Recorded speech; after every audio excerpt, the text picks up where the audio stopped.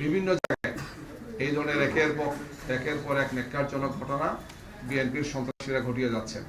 আমরা একটি সুষ্ঠু, সুন্দর, শান্তিপূর্ণ নির্বাচনের জন্য জাতি আজকে অপেক্ষা করছে, কিন্তু এই পরিবেশকে আজকে বিঘ্নিত করছেন এই সন্ত্রাসীরা। আমরা মনে করি এই জাতি অতীতে স্বৈরাচারের এবং ফেসিবাদের বিরুদ্ধে ঐক্যবদ্ধভাবে আমরা আন্দোলন করেছি, বিজয় অর্জন করেছি।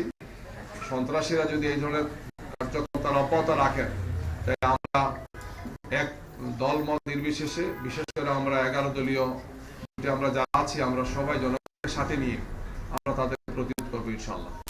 আমরা তাদের নেতৃবৃন্দকে আহ্বান জানাচ্ছি যে এইগুলোতে তাদের নেতাকর্মীদেরকে যাতে তার নিবৃত্ত করেন এবং পরবর্তীতে যাতে এই ধরনের কোনো ঘটনা না ঘটে তারা যাতে দৃশ্যমান পদক্ষেপ গ্রহণ করেন।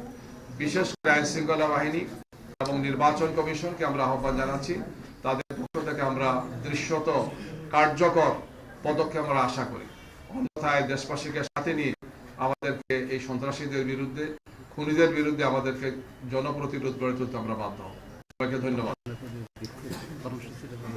আমরা এই ঘটনাকে সামনে আজকে 1টার সময় বায়তুল মোকাররমের উত্তর গেট থেকে আমরা বিক্ষোভ করব। আমাদের কেন্দ্রীয় নেতৃবৃন্দ থাকবেন।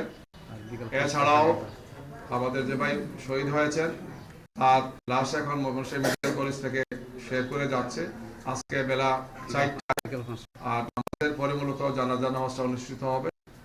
জানাজা নামাজে আমাদের কেন্দ্রীয় নায়েবে আমির, সাবেক এমপি জনাব মাওলানা শামসুল ইসলাম সহ কেন্দ্রীয় এবং স্থানীয় নেতৃবৃন্দ সেখানে অংশগ্রহণ করবেন ইনশাআল্লাহ। পরবর্তীতে আমরা আরো কর্মসূচি যেটা আসছে আপনাদেরকে জানাবো। জি, কর্মসূচি আমরা দেবো। আপাতত জানাজা হচ্ছে, সেখানে আমাদের নেতৃবৃন্দ যাচ্ছেন। আর ঢাকায় তো বিক্ষোভ মিছিল আছে, এরপরে আমরা কর্মসূচি দেবো।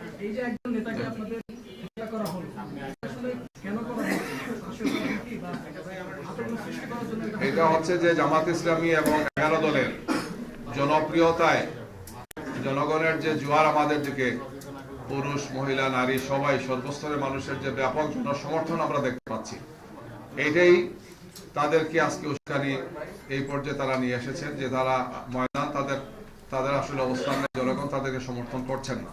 জনগণ যেহেতু আজকে জামাত এবং 11 দলের সাথে আছেন, এইটাই তাদেরকে এই উস্কানি তারা দিচ্ছেন এবং এই হামলার কার্যক্রমে তারা আজকে শরীক হচ্ছেন। আমরা মনে করি আমরা জনগণকে সাথে নিয়ে শান্তিপূর্ণভাবে একটি নির্বাচন করতে চাই এবং আমরা এ ব্যাপারে জনগণকে সাথে নিয়ে প্রতিরোধ গড়ে তুলব ইনশাআল্লাহ। আমরা সব জায়গাতে স্থানীয় জানানো হয়েছে। আমরা কেন্দ্রীয় নির্বাচন কমিশনে আমরা যাব, কথা বলবো ইনশাআল্লাহ। জি,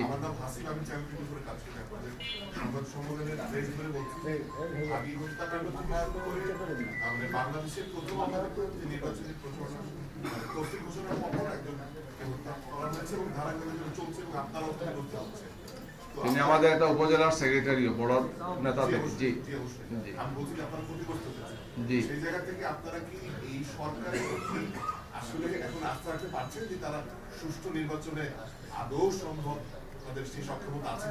আমরা এখন আস্থা রাখতে চাই এবং আমরা বলতে চাই যে ওনাদের দায়িত্ব হচ্ছে, সরকারের দায়িত্ব এবং নির্বাচন কমিশনের দায়িত্ব হচ্ছে ওনাদের ঘোষিত উৎসবমুখর পরিবেশে ইতিহাসের সবচেয়ে সুন্দর নির্বাচন উপহার দিবেন। বারবারই কথাটা বলছেন, কার্যত ওনারা সেই পদক্ষেপগুলো গ্রহণ করবেন।